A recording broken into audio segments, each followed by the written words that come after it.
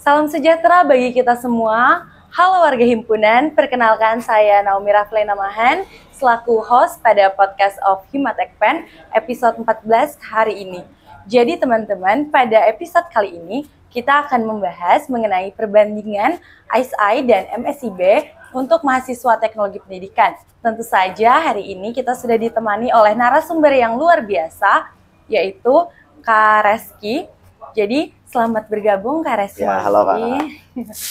Mungkin sebelumnya boleh perkenalkan diri kepada warga himpunan dulu sih Kak. Ya, sebelumnya perkenalkan, saya Muhammad Rizky Maulidi, mahasiswa dari Teknologi Pendidikan Universitas Lambung Mangkurat, dan sekarang menempuh semester 7. Ya, mungkin situ Kak. Oke, jadi teman-teman, narasumber kita hari ini itu juga mahasiswa Teknologi Pendidikan, teman-teman.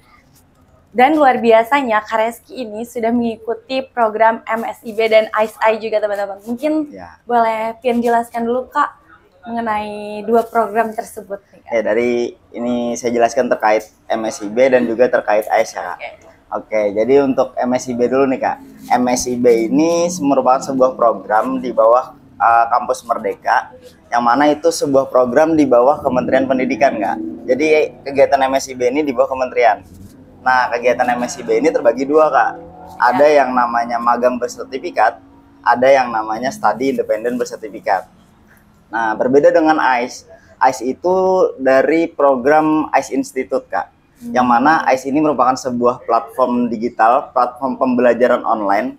Kalau di Tekpen itu kita biasa kenal dengan LMS atau e-learning. Nah, jadi untuk pembelajarannya itu full di e-learning dari berbagai macam kampus-kampus nasional maupun internasional, Kak. Jadi itu penjelasan singkat lah untuk awal terkait dua program ini. Jadi Kak Reski ini ikut program MSIB, mungkin biar teman-teman tahu, mungkin ikut program MSIB dan ICE itu pas kapan sih Kak? Semester berapa? Ya, jadi saya sendiri ikut MSIB itu waktu semester 5 dan 6, sedangkan ikut ICE itu di semester 7, Kak. Semester sekarang. Berarti semester sekarang ini lagi mengikuti program ICE ya, Kak? Ya, sampai saat ini sekarang saya ngikut program ICE Institute, Kak. Oh, baik.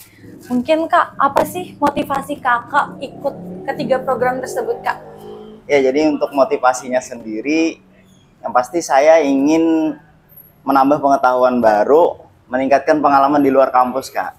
Jadi istilahnya ini, kita sebagai mahasiswa dapat pengalaman nih, dapat kesempatan mengikuti program-program di luar kampus, baik itu MSIB maupun ICE Institute, Kak. Nah, saya termotivasi dari situ, terutama MSIB. Kita saya ingin mendapatkan pengalaman di dunia industri, Kak, di dunia kerja, di dunia perusahaan-perusahaan gitu, Kak. Oke, mungkin berarti untuk MSIB itu Kakak magangnya di bagian mana sih, Kak? Nah, untuk magangnya sendiri kemarin untuk MSIB saya magang di semester 5 itu pada posisi desain grafis di unit Pemuda Bakti Banua Yayasan Hasnur Center. Terus untuk studi independennya terkait juga dengan dunia desain, saya ngambil studi independen 3D design, Kak, di PT Stackhawk Robotika Indonesia. Luar biasa ya teman-teman. Jadi dalam mengikuti program MSIB itu Kak mungkin pasti ada tantangan-tantangan nih Kak, dari awal perizinan ke prodi sampai mengikuti program, dan setelah selesai program juga pasti ada hal-hal yang Kakak hadapi nih Kak. Mungkin Kakak bisa sharing ke kami nih Kak, tantangan yang kayak gimana sih yang Kakak hadapi dan bagaimana solusi dari Kakak? Ya, yang pertama terkait dengan magang ya Kak, saya jelaskan terkait magang. Yang pasti tantangannya itu kita adaptasi lingkungan baru, Kak. Karena hal ini berbeda jauh dengan kegiatan kita perkuliahan. Kegiatan magang di industri sangat berbeda jauh dengan perkuliahan.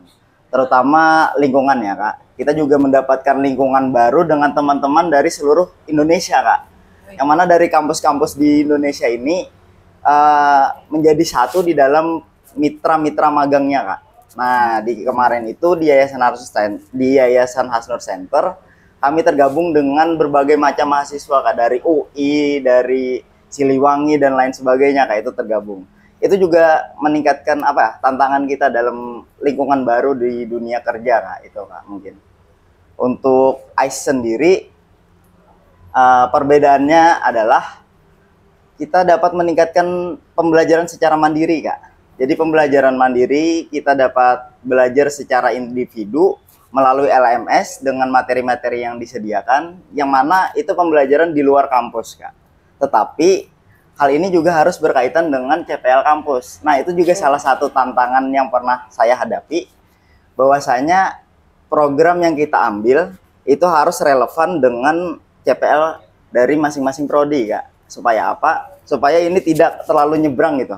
Tidak terlalu nyebrang dengan mata kuliah yang kita konversi begitu, Kak. Mungkin itu, Kak. Berarti sejauh ini mengenai penyesuaian CPL dari prodi dengan program yang akan kita ambil ya, Kak. Ya, jadi harus relevan gitu. Baik, Kak. Mungkin sejauh ini kan Kakak sudah mengikuti AIS nih, Kak.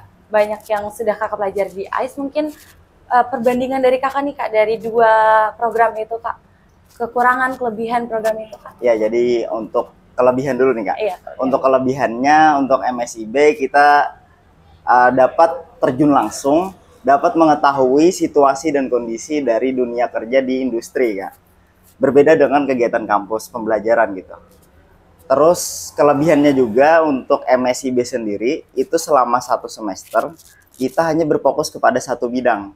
Karena saya kemarin magang di desain grafis, selama 1 semester tuh saya berkutat di dunia desain grafis gitu. Selanjutnya juga studi independen, saya ikut 3D design 1 semester full itu kegiatan 3D design, pembelajaran 3D design. Jadi istilahnya untuk studi independen itu kursus online lah, Kak. Karena kegiatan programnya itu juga kita diajari dari nol sampai memiliki kemampuan tersebut, baik itu 3D design atau UI UX begitu gitu, Kak. Terus untuk AIS sendiri, kelebihannya waktu yang fleksibel, Kak. Jadi tidak ada deadline waktu untuk pengerjaan. Selama 1 semester itu tiap hari nih ada memang tugas, tetapi deadline-nya emang di akhir semester. Jadi yang pasti kalau ingin cepat diselesaikan lebih dulu, kalau ingin lambat ya diselesaikan di akhir semester gitu, Kak. Nah, untuk kekurangannya sendiri, untuk program MSIB kita tidak bisa sambil kuliah. Karena apa? Karena programnya ini kan full padat nih. Setiap hari kita kalau magang itu sesuai jadwal mitra, Kak. Baik itu Senin sampai Jumat atau Senin sampai Sabtu. Kalau studi independen itu juga sesuai kegiatan mitra. Biasanya ada yang setiap hari via Zoom, ada juga yang 1 minggu sekali, 1 minggu 2 kali itu untuk studi independen. Jadi untuk kekurangan di jadwal gitu, Kak. Tetapi untuk AIS sendiri kekurangannya itu adalah kita harus belajar mandiri, Kak.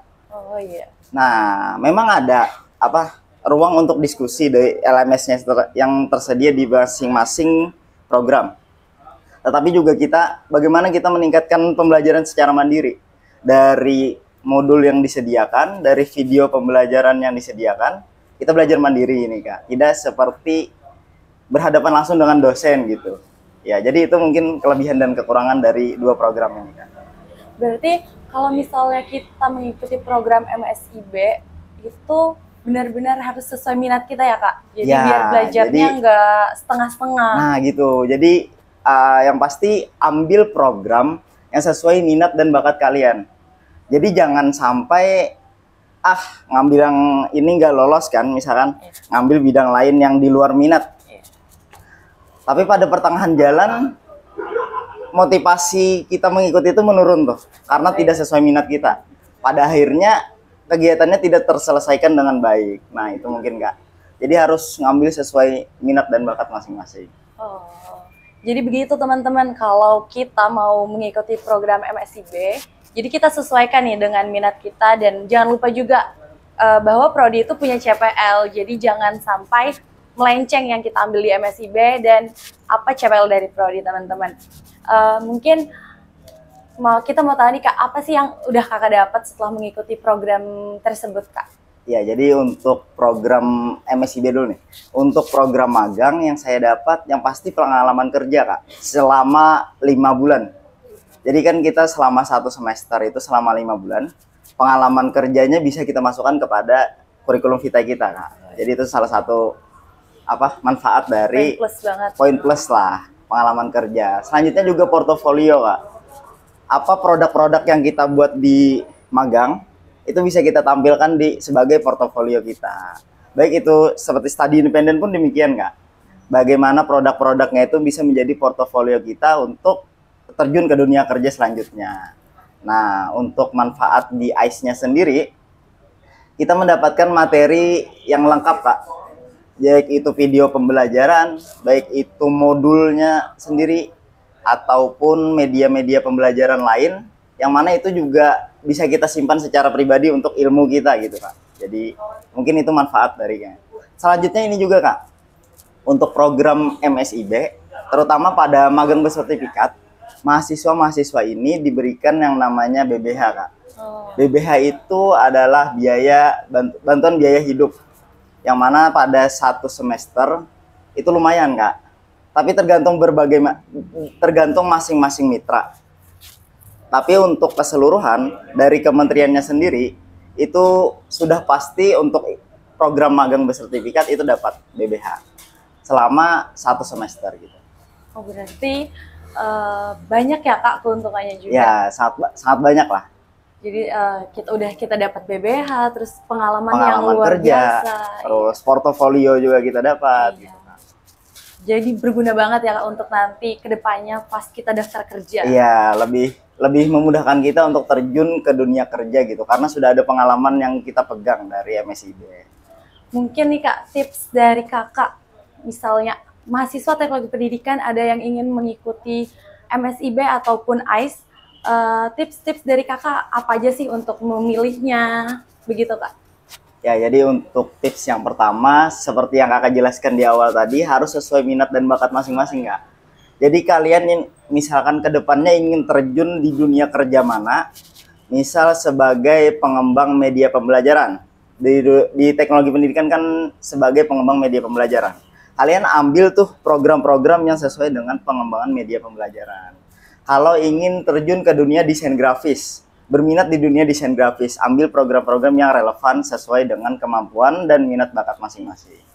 Terus juga untuk tipsnya, waktu, Kak. Manajemen waktu itu sangat penting, Kak. Bagaimana kita mengatur antara jadwal kuliah, antara program magang, MSIB, ataupun ICE dan lain sebagainya, itu juga sangat penting, Kak. Jangan sampai kita ikut program ICE Institute misalkan, karena jadwalnya fleksibel, terus kuliahnya terlupakan gitu, atau kita fokus kuliah sampai di akhir semester program dari ICE Institute itu kelewat gitu. Nah, itu salah satu manajemen waktu gitu, Kak, mungkin. Jadi teman-teman, banyak hal yang harus dipertimbangkan sebelum mengikuti MSIB dan ICE ya, teman-teman. Masing-masing program itu memiliki kelebihan maupun kekurangannya masing-masing, teman-teman. Cuman dari kitanya lagi bagaimana kita menyesuaikan program itu dengan kemampuan kita juga, teman-teman, yang kan. Iya. Mungkin closing statement nih, Kak, dari Kakak untuk teman-teman teknologi pendidikan. Ya, terutama untuk teman-teman teknologi pendidikan, bagi kalian yang ingin menambah pengalaman di dunia kerja, di dunia industri terutama, saya sangat menyarankan untuk mengikuti program MSIB. Tetapi juga apabila kalian ingin menambah pengalaman di dunia menambah ilmu baru, menambah pembelajaran baru di luar kampus, tetapi kalian tetap bisa berkuliah, saya sarankan ambil ICE Institute, Kak. Karena untuk dua-duanya ini memiliki plus minusnya masing-masing kan, yang saya jelaskan di awal tadi. Tetapi untuk closing statement-nya sendiri, coba kegiatan-kegiatan di luar kampus, coba daftar aja dulu. Intinya coba aja dulu, itu, Kak, mungkin. Baik, teman-teman. Closing statement tadi adalah merupakan akhir dari pembicaraan kita perihal perbandingan ICE dan MSIB untuk mahasiswa teknologi pendidikan di episode 14 kali ini, teman-teman. Terima kasih banyak, Kak, udah meluangkan waktunya untuk berhadir untuk menjadi narasumber di episode 14 kali ini. Kami dari podcast of Himatekpen FKIP ULM mengucapkan banyak-banyak terima kasih. Ya, terima kasih kembali untuk sharing ilmunya yang sangat luar biasa ya teman-teman. Mungkin dari podcast kali ini kita lebih lagi bisa memilih program mana yang sesuai untuk kita dan sesuai kemampuan kita juga teman-teman. Mungkin itu saja program podcast of Himatekpen episode 14 pada hari ini. Terima kasih semuanya. Salam warga himpunan.